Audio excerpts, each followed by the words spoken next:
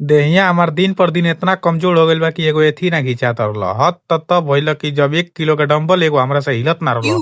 क्या हुई? बात कुछ ऐसा बा कि हमारा गांव में नए नए जिम सेंटर खुलल बा, तो सोचनी चल के देख ली।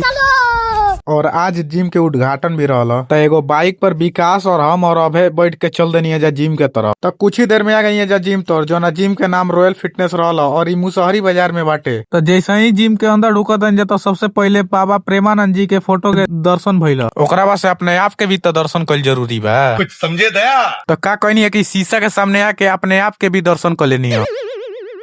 ई जिम में सब नए नए मॉडल के सामान आए रहल। कोनो मशीनवा के तो हम तो नामो नहीं जानत। आ हई लोग फुलावना फुलैला के कार्य छोड़ के फोटो खिंचवैला में लागल रहल और हेने फुलावना झुरात रहल। ऐसा मत करो मेरी जान, लाइफ में कुछ अच्छा करो यार। और हेने डंबल कुली सजाव रहल। तो सोचनी है कि एगो छोटका डंबलवा लेके उठाई। पता ना डंबलवा के हमरा से कहिया से दुश्मनी रहल, ई तो उठते ना रहल। तो डंबल के छोड़ देनी है, तो हई घींचे के प्रयास करनी है, तो ऐसा घिंचाई कि हम ही घिंचा गई है। मुंह से पूरा पसीना चुअत रहल।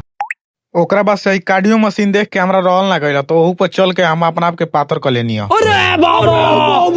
अगर तोहर लोग के भी जिम करे के बाद ई वीडियो के लाइक और हमारे चैनल के फॉलो सब्सक्राइब कर के तो जाके एडमिशन फीस माफ हो जाई। तो रोज रोज कुछ ऐसने वीडियो देखे खातिर हमके फॉलो और सब्सक्राइब जरूर कर ली।